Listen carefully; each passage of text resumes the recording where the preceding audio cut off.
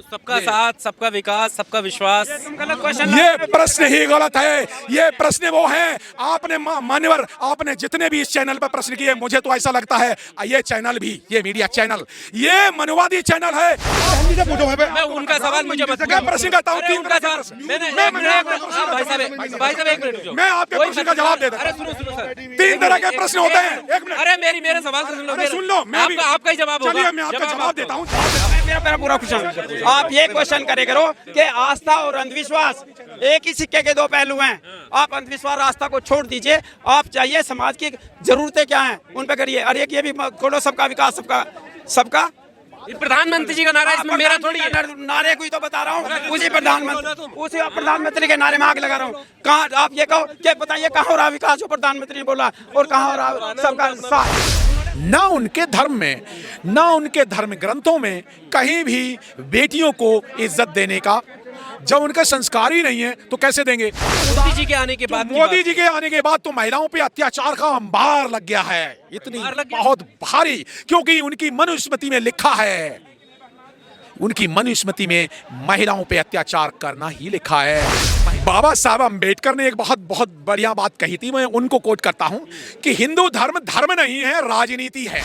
कांग्रेस ने वहां पर चुपके से एक मूर्ति रख दी मस्जिद में। कांग्रेस ने षड्यंत्र करके चुपके से फिर बाद में दरवाजा खुलवा दिया मूर्ति का। ये धार्मिक अंधे हैं, ये धार्मिक अंधे हैं। आंखें होते हुए भी SC ST OBC के लोग धार्मिक रूप से मनुवाद के अंधे हैं।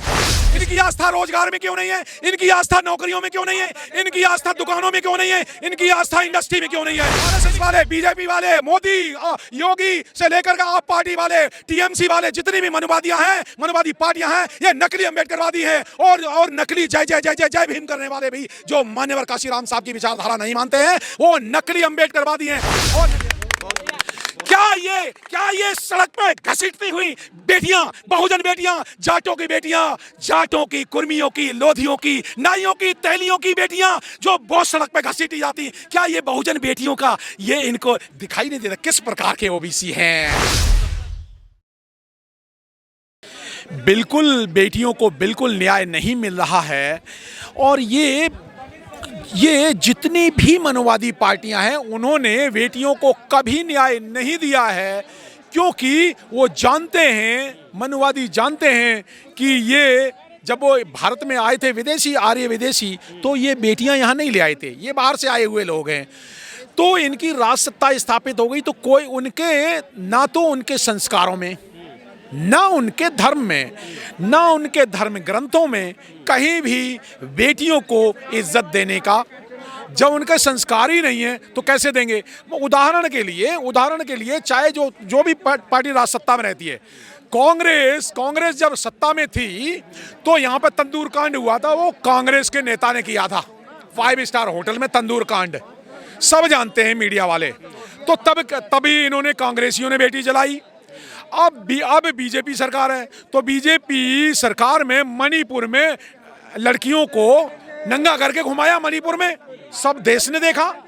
दिल्ली की सड़कों पर आम महिला नहीं, महिला जो पहलवान महिलाएं, और कौन सी दबंग जातियों की महिलाएं, हेलो, OBC सशक्त जातियां, जो OBC की सशक्त जातियां हैं, जाट और गुर्जर, उन जातियों की लड़कियों को यहां RSS ने बेइज्जत किया। अब देखिए तीसरी पार्टी, चाहे वो अब यूपी में ले लें, चाहे सपा पार्टी है, तो सपा पार्टी ने भाई, जब प्रजापति, वो उनके मंत्री थे, वो गए जेल में, तो जानते हो एक स्टेटमेंट पूछा जब पार्लियामेंट में, तो मुलायम सिंह जी क्या कहने लगे कि नहीं, लड़कों से गलती हो जाती है। क्यों?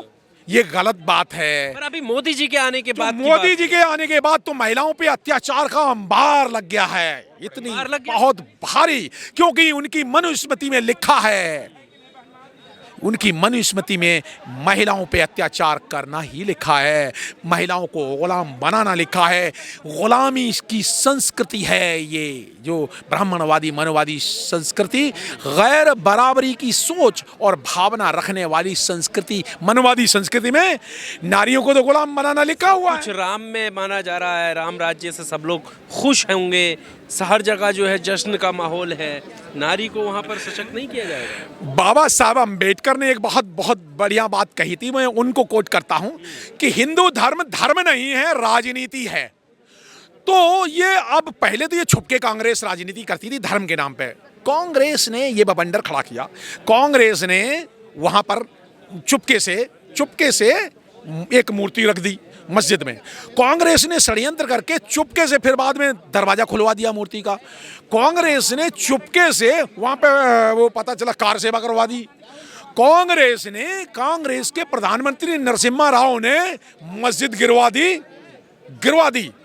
और देखिए, गिरवाने वाले सत्ता में बैठे थे और गिराने वाले विरोध में थे। आरएसएस है, जो आरएसएस की पार्टियां हैं, चाहे वो कांग्रेस हो, चाहे बीजेपी हो, चाहे आप पार्टी हो, जितनी भी मनुवादी पार्टियां हैं, जो सब एक हैं और ये बहुजनों का हिस्सा खाने के लिए। दरअसल बात क्या है, जब से मान्यवर काशीराम साहब ने जो मंडल कमीशन आया और उसकी लड़ाई लड़ी, और उसमें लड़ाई ये शेड्यूल कास्ट के अलावा या ओबीसी लोग जब अपने हिस्सा मांगने लगे, असली बात क्या है, असली चक्कर ये ओबीसी को समझ में नहीं आ रहा है कि जब ओबीसी लोग मान्यवर काशीराम साहब के नेतृत्व में हिस्सा मांगने लगे, तो इतना बड़ा प्रतिनिधित्व दे रहा। देखो, एक ओबीसी प्रधानमंत्री है और वो ही प्राण प्रतिष्ठा करने जा रहे हैं। करेक्ट। ये देखिए, ये ओबीसी के लोग, क्या वो ओबीसी कैडराइज हैं? प्रॉब्लम ये ओबीसी के नहीं, ये ओबीसी के लोगों ने पेरियार ओबीसी को क्यों नहीं मानते? ये ललन सिंह यादव को ओबीसी क्यों नहीं मानते? मुलायम सिंह यादव ने ब्राह्मणवाद को सपोर्ट करके और आरएसएस बीजेपी से पद्मश्री और पद्म विभूषण ले लिया, इसलिए ले लिया कि उन्होंने बहुजन समाज पार्टी का विरोध किया और इसलिए और ब्राह्मणवाद को सपोर्ट किया। और हिंदू मुस्लिम का एजेंडा सपा ने उत्तर प्रदेश में चलाया। सपा और बीजेपी, सपा और बीजेपी सबके विकास की बात कर रही है। हाँ, सपा पार्टी ने भी ब्राह्मणवाद उत्तर प्रदेश में चलाया और बीजेपी तो चला ही रही थी। तो यही एजेंडा, इसलिए बीजेपी पार्टी ने मुलायम सिंह यादव को पद्म विभूषण की उपाधि दी। क्यों दी? इसलिए कि मुलायम सिंह ने कहा था 2019 में, पार्लियामेंट में कहा था कि अरे मोदी जी, हम तो आपको 2019 में प्रधानमंत्री बनाएंगे। तो ये हिंदू धर्म धर्म नहीं है, ये राजनीति है। जनता समझती नहीं है। जनता, भारत की जनता, जिसको शिक्षा, रोजगार, जिसको और न्याय, उस पे बात होनी चाहिए, उस पे तो बात ही नहीं करते। ये तो धर्म पे लाए जा रहे हैं, धार्मिक अंधे। लोग खुश है ना। देखिए, उनके मैनिफेस्टो में था कि हम राम मंदिर बनवाएंगे, तो बनवा दिया उन्होंने। अच्छा, आप मुझे उसी पे ले जा रहे हैं। हम भी आपको बात करेंगे। देखिए, दो तरह के चैनल भी होते हैं, एक मनवादी चैनल, एक ब्राह्मणवादी चैनल। कोई बात नहीं, आप मुझसे कुछ भी क्वेश्चन करें। अंधे दो प्रकार के होते हैं। पहले अंधे जिनकी आंखें नहीं, और दूसरे अंधे जिनके जो धर्म के अंधे। दुनिया नहीं, सवाल ये है, मैं बता रहा हूँ, वही धर्म पे सवाल करो, धर्म में वही बता रहा हूँ। मेरा सवाल ये है कि राम राज्य में सब खुश हैं। हाँ, बेटियां भी सड़क पे क्यों बैठी हैं? इसलिए यदि वो खुश होती तो बैठते क्यों? धार्मिक अंधे, अगर वो खुश, ये धार्मिक अंधे हैं, ये धार्मिक अंधे हैं। आंखें होते हुए भी SC ST OBC के लोग धार्मिक रूप से मनुवाद के अंधे हैं। इसलिए आस्था है उनकी भी, कह रहे राम सबके हैं। इनकी आस्था पढ़ाई, एक मिनट, इनकी आस्था पढ़ाई लिखाई में क्यों नहीं है? इनकी आस्था रोजगार में क्यों नहीं है? इनकी आस्था नौकरियों में क्यों नहीं है? इनकी आस्था दुकानों में क्यों नहीं है? इनकी आस्था इंडस्ट्री में क्यों नहीं है?